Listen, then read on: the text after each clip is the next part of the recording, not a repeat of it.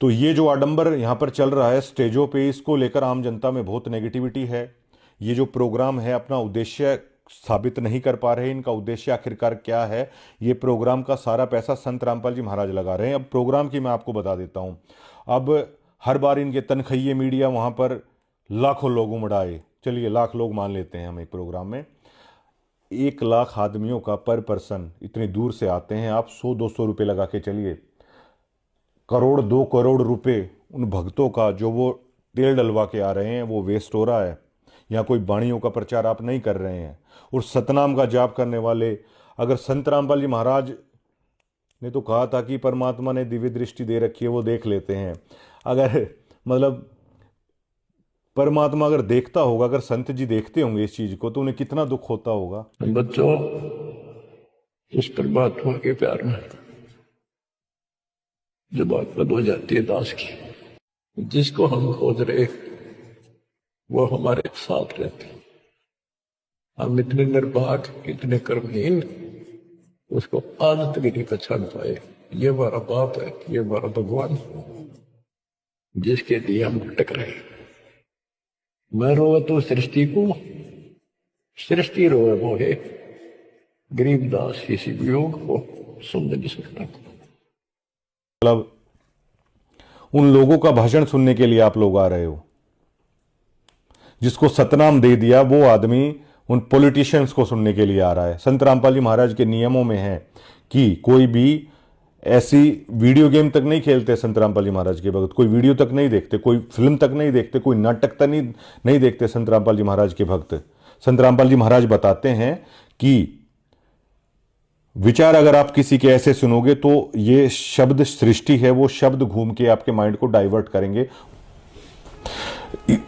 करोड़ 2 करोड़ रुपए उन भक्तों का तेल भी लग रहा है। और सतनाम का जाप करने वाले, मतलब उस पूर्ण परमात्मा की भक्ति करने वाले लोग किस तरह की भाषा शैली को वहां पर सुन रहे हैं, जबकि संत रामपाल जी महाराज के नियमों के खिलाफ ये सभी चीजें हैं।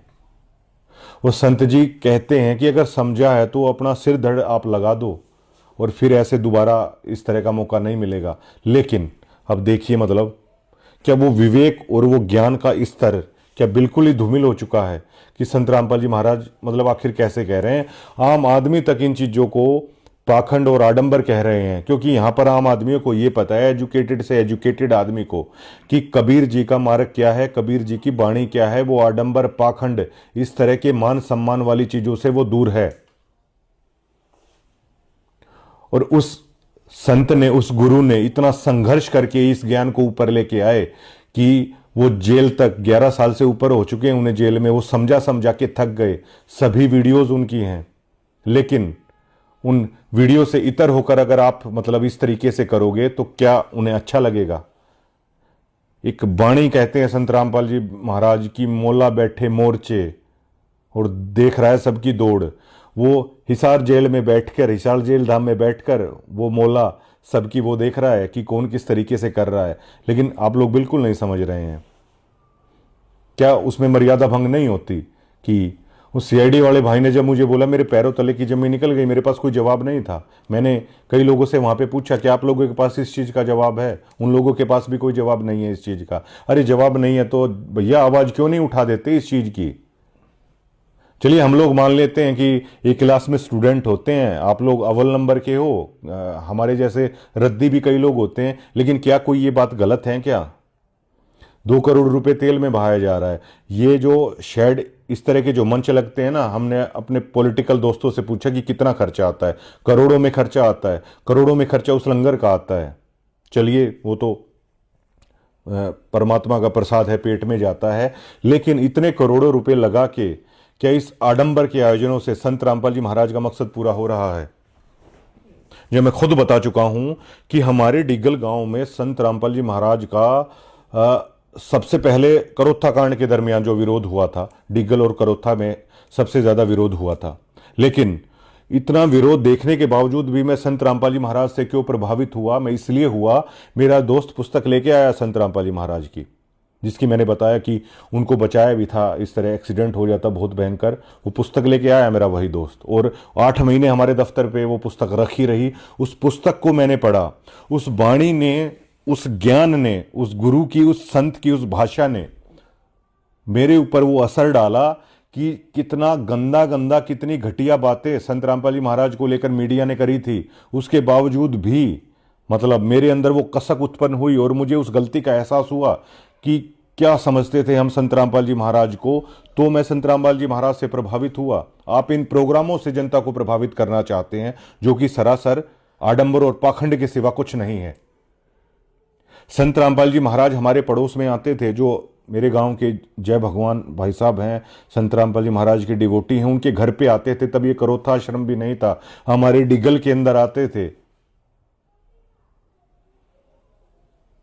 तब हम नहीं जुड़े, क्योंकि कोई भी व्यक्ति जब जुड़ेगा, जब उसका ज्ञान का, हमने वो सत्संग नहीं सुने, जो वाणियां वो कहते थे हमने नहीं सुनी। उस दिन न्योता आता था कि सत्संग में आ जाइए, लेकिन जब वो पुस्तक आई, हमने उस वाणियों को पढ़ा, तो हम संत रामपाल जी महाराज से प्रभावित हुए।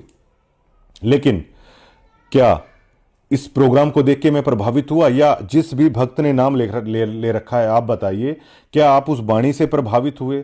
संत रामपाल जी महाराज के सत्संग से प्रभावित हुए?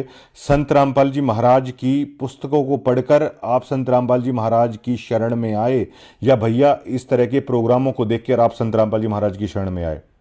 मैंने जब यहां तक बता दिया कि अगर संत रामपाल जी महाराज ने किसी को, अगर उस परमात्मा ने किसी को एक्सीडेंट से भी बचा रखा है ना, वो नाम को आगे कंटिन्यू क्यों नहीं रख पाए? क्योंकि उस वाणी और ज्ञान के बिना, मैंने उनको बोला आप सत्संग और वो पढ़ो, उन्हें वो नहीं पढ़ा। ये ह्यूमन नेचर है। कई लोग मुझे वहां पे ऐसे मिलते हैं, संत रामपाल जी महाराज उनके सामने प्रकट हो गए, उन्होंने सारी चीजें मुझे बताई, और वो मंच से भी बता सकते हैं। एक दोस्त मुझे मिला, वो मीडिया कवरेज करता है संत जी के प्रोग्रामों में, तो उसने बताया कि संत रामपाल जी महाराज जब जेल गए हुए थे, तो उसके सामने साक्षात उसके घर में आ गए, बातचीत की, और जो वरदान उन्हें देखे गए वो पूरा हुआ। उस भाई को आप मंच से बुला दो, क्या सभी लोग जुड़ जाएंगे? आप मंच से बाकायदा ये चीजें दिखा दो इस किसान सम्मान समारोह में, क्या लोग नाम ले लेंगे?